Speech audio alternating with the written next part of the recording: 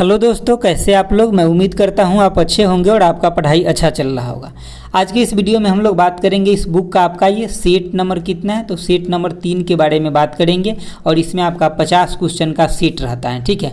और ये सभी क्वेश्चन काफ़ी इंपॉर्टेंट है। अगर आप पीछे का दोनों सेट नहीं देखे तो देख लीजिएगा, आपको प्ले लिस्ट में मिल जाएगा। ये सभी एग्जाम के लिए इंपॉर्टेंट है, चाहे आपका बिहार सचिवालय हो गया, चाहे बिहार दरोगा हो गया, मतलब जो भी एग्जाम है जिसमें जीके आता है प्रश्न, वो सभी के लिए इंपॉर्टेंट है। तो चलिए देखते हैं आज का पहला क्वेश्चन। देखिए, आपको एक एक सेट हम इसलिए देते हैं ना, मास्टर वीडियो इसलिए नहीं देते हैं कि एक एक सेट देंगे ना तो आप देख लीजिएगा उसी टाइम में, क्योंकि 20 मिनट के आसपास का ही वीडियो होगा। लेकिन अगर बहुत बड़ा कर देंगे ना तो ना आप देख पाइएगा उसको, ना मतलब आपको उससे बहुत ज़्यादा बेनिफिट भी नहीं हो पाएगा, क्योंकि एक ही साथ डाल देंगे ना तो उतना बड़ा वीडियो तो आप देख नहीं पाइएगा। तो इसीलिए छोटा छोटा वीडियो करके डालते हैं ताकि आपको देखने में थोड़ा सा सहूलियत रहे। देखिए, जो आपका पहला नंबर क्वेश्चन कह रहा है कि निम्नलिखित में से कौन सा सहायक संधि की विशेषता नहीं थी। तो इसमें से कौन सा विशेषता नहीं था, तो इसका आंसर आपका ऑप्शन बी हो जाएगा कि देशी रियासतों की आंतरिक शासन कंपनी के अधीन होगा। तो ये मतलब जो है ये इसका विशेषता नहीं था। बाकी जो है इसका विशेषता था सहायक संधि का। जैसे कि आपका पढ़ के एक बार देख लेते हैं। जैसे कि देशी रियासतों को एक ब्रिटिश रेजिमेंट रखना होता, तो ये मतलब इसका जो सहायक संधि की विशेषता था उसमें ये था।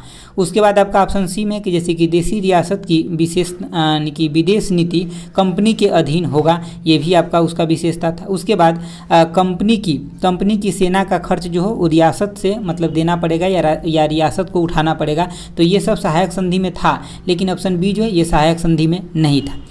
अगला आपका क्वेश्चन नंबर 2 है, कह रहा है कि निम्न में से किस समाचार पत्र पर वर्नाकुलर प्रेस एक्ट के तहत कार्यवाही की गई थी। देखिए, वर्नाकुलर प्रेस एक्ट लाया गया था, उसके अंदर जो है आपका ऑप्शन बी हो जाएगा भारत मिहिर को जो क्या किया गया था, इसको कार्यवाही किया गया था समाचार पत्र को।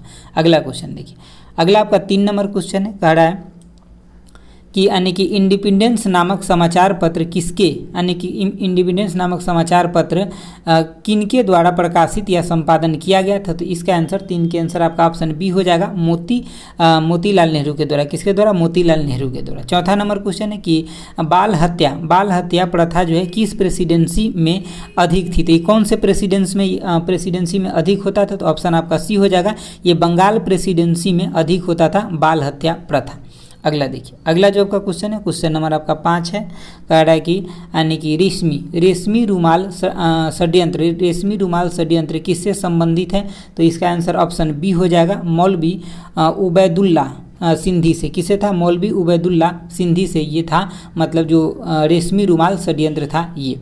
अगला आपका 6 नंबर क्वेश्चन कह रहा है कि असहयोग आंदोलन के लिए प्रस्ताव किस कांग्रेस अधिवेशन में पारित किया गया था। तो 6 का आंसर ऑप्शन सी हो जाएगा, ये नागपुर अधिवेशन में किया गया था। ठीक है, आप इसको अच्छे से याद रखिए, क्योंकि इसमें कई बार कोलकाता से लोग कन्फ्यूज कर जाते हैं, तो आपको ध्यान रखना है कि नागपुर अधिवेशन में हुआ था पास। अगला जो आपका 7 नंबर क्वेश्चन है, कह रहा है कि निम्नलिखित में से कौन पारिस्थितिकी तंत्र की विशेषता नहीं है। तो इस बात को आपको विशेष ध्यान रखना है, नहीं है। तो ये ऑप्शन ये क्या कह रहा है कि यह बंद तंत्र हो, नहीं, यही आपका विशेषता नहीं, ये खुला तंत्र होता है, मतलब ओपन होता है, ये बंद नहीं होता है। अगला आपका क्या दिया कि इसकी अपनी उत्पादकता होता है। तो ये बात बिल्कुल सही है, क्योंकि पारिस्थितिकी तंत्र में उसका खुद का उत्पादकता होता है ना, वहाँ पर बहुत सारा घास पेड़ पौधा ये सब उगता है। अगला है कि यह एक प्राकृतिक संसाधन तंत्र है। तो बिल्कुल सही है। यह एक कार्यशील इकाई है। तो ये भी आपका सही है। ठीक है, तो मतलब क्वेश्चन का आंसर आपका ऑप्शन ए हो जाएगा कि ये पारिस्थितिकी तंत्र की विशेषता नहीं। अगला क्वेश्चन देखिए, अगला आपका 8 नंबर क्वेश्चन है, कह रहा है कि निम्नलिखित में कौन प्रसिद्ध जैविक हॉट स्पॉट है। तो देखिए, इसका आंसर आपका ऑप्शन डी हो जाएगा, पश्चिमी घाट जो है ये आपका प्रसिद्ध जो है जैविक हॉट स्पॉट है।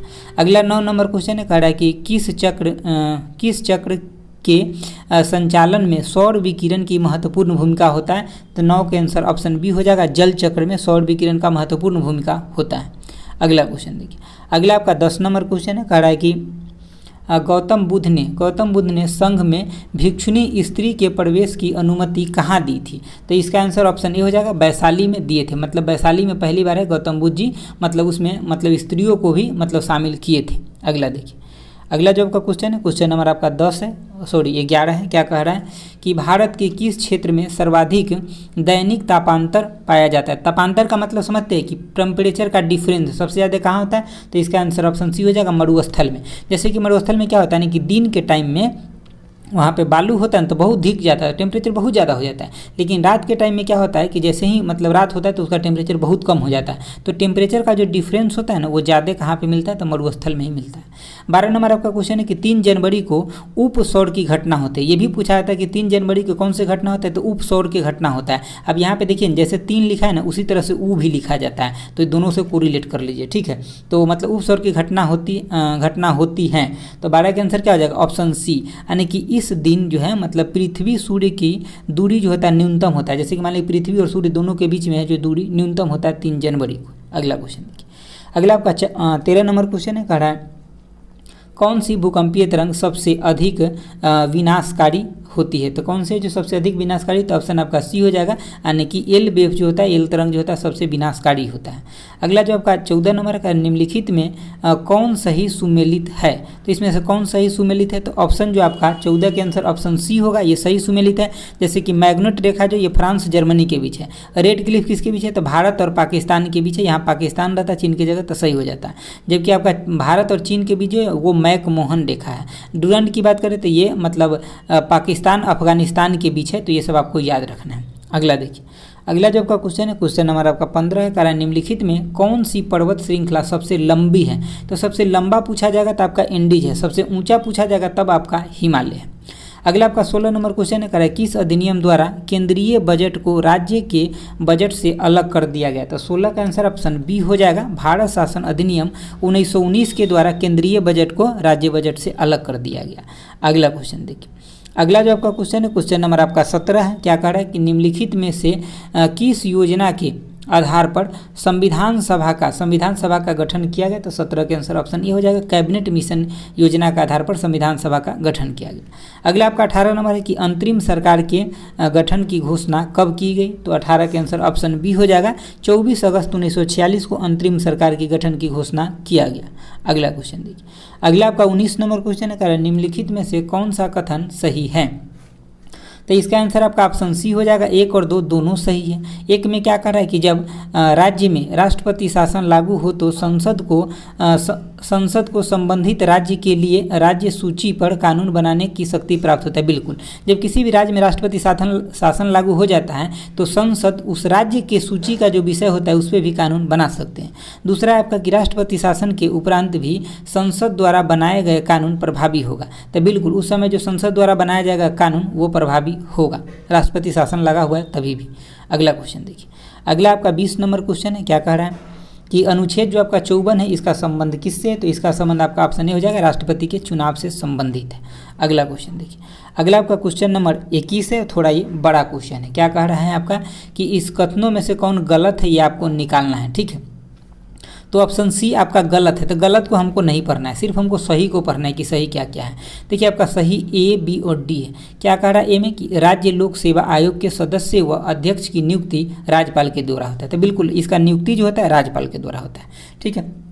अगला आपका बी में कि राज्य लोक सेवा आयोग के अध्यक्ष या सदस्य कार्यकाल के बाद को यानी कि पुनः नियुक्त नहीं किया जा सकता। तो बिल्कुल इसको पुनः नियुक्त इसलिए नहीं किया जा सकता क्योंकि इसका एज जो है वो खत्म हो गया रहता है, इसीलिए। अगला जो आपका डी नंबर में कह रहा है कि राज्य लोक सेवा आयोग के सदस्य व अध्यक्ष को उसके पद से हटाने की शक्ति राज्यपाल के पास नहीं होता है। ये दोनों को आप अच्छे से क्लियर याद रखिए, इसी में लोग सिर्फ कंफ्यूज करते हैं। देखिए नियुक्ति जो है राज्य लोक सेवा आयोग के ये कौन कर सकते हैं, तो वहाँ के राज्यपाल कर सकते हैं, लेकिन हटा नहीं सकते राज्यपाल।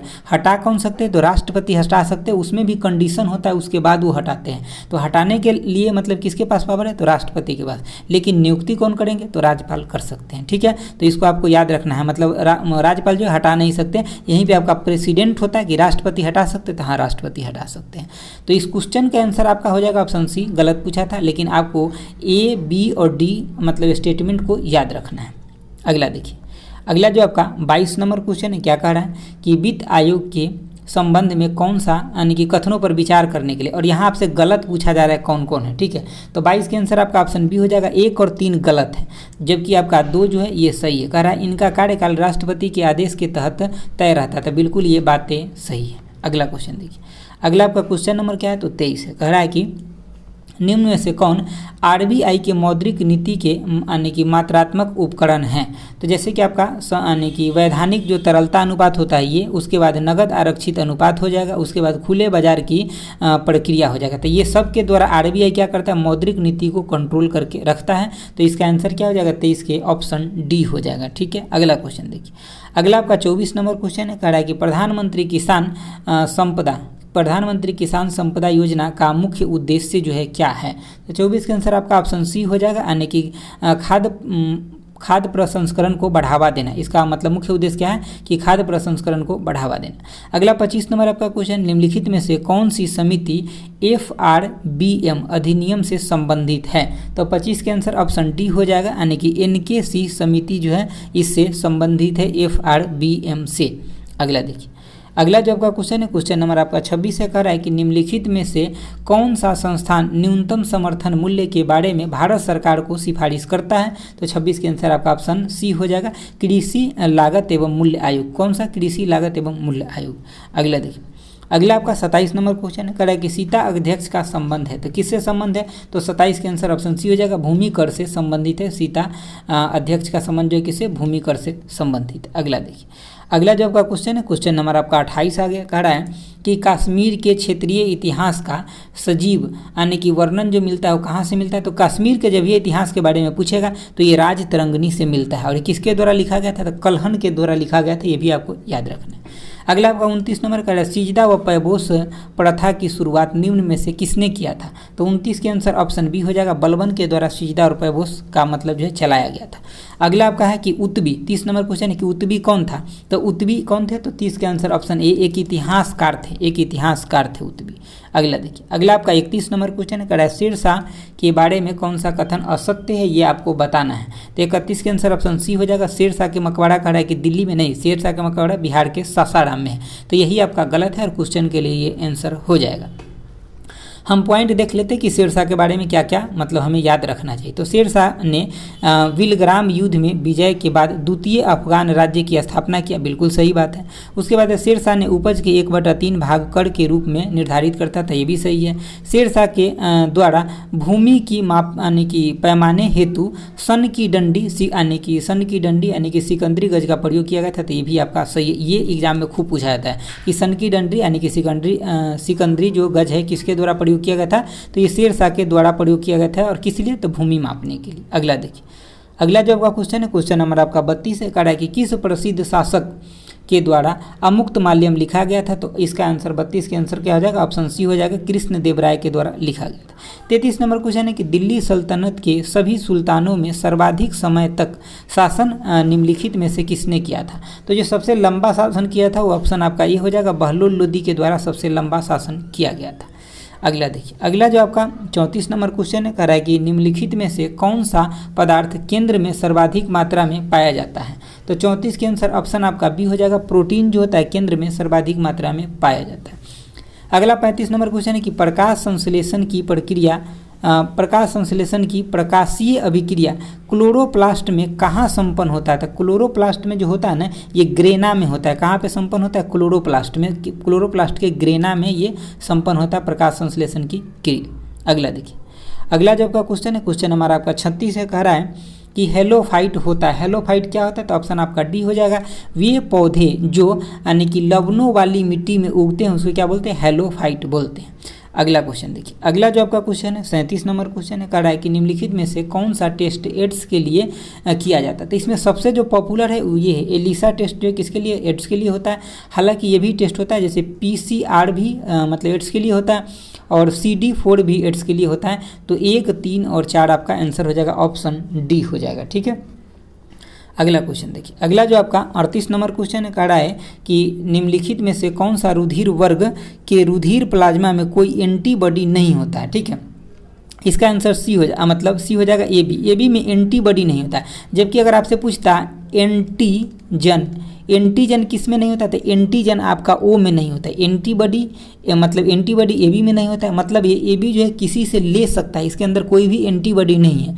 लेकिन अगर पूछता है कोई भी एंटीजन किस में नहीं होता, तो एंटीजन आपका ओ में नहीं होता है, ओ नेगेटिव में एंटीजन नहीं होता है जो किसी को दिया जा सकता है। ठीक है, समझ गया बातों को। देखिए इसको क्या बोलते हैं, एबी को यूनिवर्सल एक्सेप्टर बोलते हैं। ठीक है, और इसको क्या बोलते हैं, ओ नेगेटिव को यूनिवर्सल डोनर बोलते हैं। अगला क्वेश्चन देखिए, अगला आपका 39 नंबर क्वेश्चन है, कह रहा है कि ट्रिपल वैक्सीन जैसे कि आपका डीपीटी में कौन सा एक नहीं है। ठीक है, तो इसमें से कौन सा एक नहीं है, तो पीलिया जो है ये नहीं है, जबकि आपका डिप्थोरिया, पर्ट्यूसिस और टेटनस होता है। 40 नंबर है आपका कि अल्फा कण का द्रव्यमान हीलियम के एक अणु के बराबर होता है, इसके आवेश किसके बराबर होते हैं, तो इसका जो आवेश होता है ऑप्शन आपका सी हो जाएगा, 2 प्रोटॉन के बराबर होता है। अगला जो आपका क्वेश्चन है, क्वेश्चन नंबर आपका 41 है, कह रहा है कि यानी कि न्यूटन के किस गतिकी नियम से बल का व्यंजक प्राप्त होता है, तो बल का जो व्यंजक प्राप्त होता है इसका आंसर ऑप्शन बी हो जाएगा, द्वितीय गति नियम से प्राप्त होता है।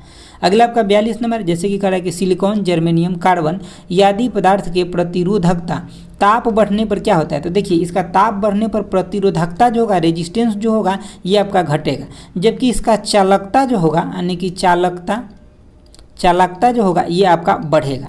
तो यहाँ मतलब प्रतिरोध के बारे में पूछा है तो ऑप्शन आपका बी हो जाएगा, घटेगा, लेकिन चालकता पूछता तब इसका बढ़ता। अगला देखिए, हालांकि मेटल में जो होता है इसके उल्टा होता है, जब मेटल में जो होता है कोई भी यानी कि धातु होता है, अगर उसका हम टेम्परेचर बढ़ाते हैं तब क्या होता है, उसका रेजिस्टेंस बढ़ जाता है। अगला क्वेश्चन देखिए, अगला आपका 43 नंबर क्वेश्चन है, कह रहा है कि निम्न में से किस तत्व का सर्वाधिक समस्थानिक होता है, तो ये आपका पोलोनियम का सर्वाधिक समस्थानिक होता है और कितना होता है, तो 27 वो इसका समस्थानिक होता है। हाइड्रोजन को जलने से क्या प्राप्त होता है, तो इससे पानी मिलता है। अगला जो आपका क्वेश्चन है थोड़ा सा इसको ऊपर कर देते हैं, देखिए आपका 45 नंबर क्वेश्चन है, कह रहा है कि ग्रेफीन होता है, तो ग्रेफीन क्या होता है, तो ऑप्शन आपका बी हो जाएगा, कार्बन का नैनो प्रतिरूप है। ग्रेफीन क्या है, कार्बन का नैनो प्रतिरूप। अगला कह रहा है कि विश्व रक्त दिवस कब मनाया जाता है, तो 14 जून को मनाया जाता है। ठीक है, अगला देखिए, अगला आपका 47 नंबर क्वेश्चन है, कह रहा है कि प्लाज्मा अनुसंधान संस्थान जो है ये कहाँ पे है, तो देखिए प्लाज्मा जो मतलब इसका 47 के जो आपका आंसर हो जाएगा ये आपका डी हो जाएगा। तो प्लाज्मा जो अनुसंधान संस्थान है ये आपका गांधीनगर में मिलेगा। ये आपका राष्ट्रीय समुद्री विज्ञान संस्थान ये आपका गोवा के पणजी में मिलेगा, और केंद्रीय खाद्य प्रौद्योगिकी अनुसंधान संस्थान जो ये आपका मैसूर में मिलेगा, जबकि आपका भारतीय मौसम विज्ञान संस्थान दिल्ली में मिलेगा। ठीक है, जो सबसे इसमें इंपॉर्टेंट है ये ऑप्शन बी वाला जो ये बहुत इंपॉर्टेंट है, राष्ट्रीय समुद्री विज्ञान संस्थान जो पणजी में गोवा के, ये खूब पूछा जाता है। अगला देखिए, अगला जो आपका 48 नंबर क्वेश्चन है, कह रहा है कि यानी कि पंचरात्र का संबंध किस धर्म से है, तो इसका संबंध किस धर्म से, तो ये आपका वैष्णव धर्म से संबंधित है। अगला क्वेश्चन देखिए, अगला जो आपका क्वेश्चन है, क्वेश्चन नंबर आपका 49 है, कह रहा है कि एकमात्र भारतीय जिसे रसायन के क्षेत्र में नोबेल पुरस्कार मिला है, आज दिया गया है, तो ऑप्शन आपका ये हो जाएगा, वेंकट रमन रामकृष्ण को रसायन के क्षेत्र में इनको जो है नोबेल पुरस्कार मिला है। 50 नंबर क्वेश्चन है कि भारतीय नौसेना की पहली महिला पायलट लेफ्टिनेंट शिवांगी स्वरूप बनी, वे किस राज्य के रहने वाली है, तो ये यानी कि बिहार राज्य के रहने वाली है। कौन, तो इनका नाम क्या है, शिवांगी स्वरूप इनका नाम है। ठीक है, अगला क्वेश्चन देखिए, अगला जो आपका क्वेश्चन है, अब यहाँ पे जो थोड़ा सा नोट टाइप के दिया रहता है और ये बहुत इंपॉर्टेंट होता है, इसको आप ध्यान से देखिए। जैसे कि कह रहा है कि ऋग्वेद के बारे में यहाँ पे क्या क्या इंपॉर्टेंट है वो पूरा दे दिया गया एक ही जगह, तो देख लीजिए। ऋग्वेद क्या है, तो ये सबसे प्राचीन है, इसमें यानी कि वेद के ऋचाओं को पढ़ने वाले के होत्री कहते हैं। उसके बाद वेद के तीसरे मंडल में गायत्री मंत्र दिया गया है। इस वेद के 9वें मंडल सोम देवता से संबंधित है। उसके बाद इस वेद में 10वें मंडल में 4 वर्ण व्यवस्था दिया गया है। सीधे क्वेश्चन पूछा जाता है कि किस वेद में वर्ण व्यवस्था है, तो ऋग्वेद में। ऋग्वेद के कौन से मंडल में, तो 10वें मंडल में। कौन कौन 4 वर्ण व्यवस्था है, जैसे ब्राह्मण, क्षत्रिय, शूद्र यानी कि वैश्य, शूद्र, ये है। ठीक है, अगला है आपका पॉइंट कि यानी कि इस वेद में इंद्र के लिए 250 और अग्नि के लिए 200 ऋचाएँ लिखे गए हैं। आगे भी थोड़ा देख लीजिए। देखिए जैसे कि और जो ऋग्वेद में क्या है कि जैसे कि गोत्र शब्द का सर्वप्रथम जो उल्लेख है ये ऋग्वेद में ही है, और यहाँ पे अधन्य है, इस शब्द का मतलब है कि मतलब गाय के लिए इसका प्रयोग किया गया है, मतलब न मारने योग्य है गाय। अगला है आपका अजुर्वेद है। ठीक है, अजुर्वेद में क्या है कि इसके ऋचायों को पढ़ने वाले को क्या बोलते हैं, ऊर्ध्यायु बोलते हैं। ठीक है, और इसका जो दूसरा पॉइंट है कि इसमें यज्ञ के लिए क्या दिया है, नियम कानून दिया गया। ये सबसे इंपॉर्टेंट है कि यज्ञ के लिए इसमें नियम कानून दिया गया है, और बलि का जो विधि है इसी में, बलिदान का विधि इसी में दिया गया है, और इसमें गद और पद ये दोनों में लिखा हुआ है। जो आपका अजुर्वेद जो ये गद और पद दोनों में है, तो ये तीनों पॉइंट आपको याद रखना है। अगला देखिए, अगला जो हम बात करें आपको यानी कि सामवेद के, तो इसके ऋचाओं को पढ़ने वाले को क्या यानी कि उद्रात्री बोलते हैं, जबकि ये भारतीय संगीत के जनक के रूप में जाना जाता है। कई बार पूछा जाता है भारतीय संगीत के जनक कौन सा वेद है, तो सामवेद है। अगला आपका अथर्ववेद के बारे में, अथर्ववेद के बारे में इसमें औषधि के बारे में बताया गया है और इसी वेद में कहा गया कि सभा एवं समिति को प्रजापति के 2 पुत्री माना गया। और जितना भी जादू टोना, मतलब सबसे बाद का ये वेद है, तो जादू टोना हो गया, इसमें जो भी आप चीज़ें अभी देखते हैं ना, मकान बनाना, घर बनाना, ये सब किस वेद में, तो अथर्ववेद में है। ठीक है, थोड़ा और आप इंपॉर्टेंट देख लिए, जैसे कि वेदों की संख्या आपका 4 है, वेदांग आपका 6 है जो वेदों के समझने के लिए लिखा गया। उसके बाद पुराण की संख्या आपका 18 है और उपनिषद की संख्या 108 है। तो दोस्तों अगर आपको अच्छा लगा ये वीडियो तो एक बार लाइक कर दीजिए और दोस्तों के साथ शेयर करिए। और देखिए ये सब हम एक एक वीडियो ही क्यों बना रहे हैं, एक एक सेट का, इसलिए क्योंकि आप अच्छे से इसको देख सकें। ठीक है, क्योंकि एक बार अगर पूरा वीडियो कंपाइन हो जाएगा तो 2-3 घंटा आपको देखने का मन करेगा या नहीं करेगा पता नहीं, लेकिन ये छोटा छोटा रहेगा तो कहीं भी, मतलब मान लीजिए कि खाना खा लिया, उसके बाद 10 मिनट 20 मिनट का टाइम मिला, उसमें आपको 50 क्वेश्चन मिल गया, थोड़ा सा टिप्स मिल गया, थोड़ा सा नोट्स मिल गया, तो इससे ज़्यादा और क्या चाहिए। अच्छा है कि नहीं, उतना टाइम आपको ऐसे ही पास हो जाएगा। अभी एग्जाम तक आप टाइम को पास न कीजिए, इस सब देख करके आप सीखिए। ठीक है, तभी आपका सिलेक्शन अच्छे से हो पाएगा। तो आज के लिए इतना ही रखते हैं। Thanks for watching. Okay bye, जय हिंद दोस्तों।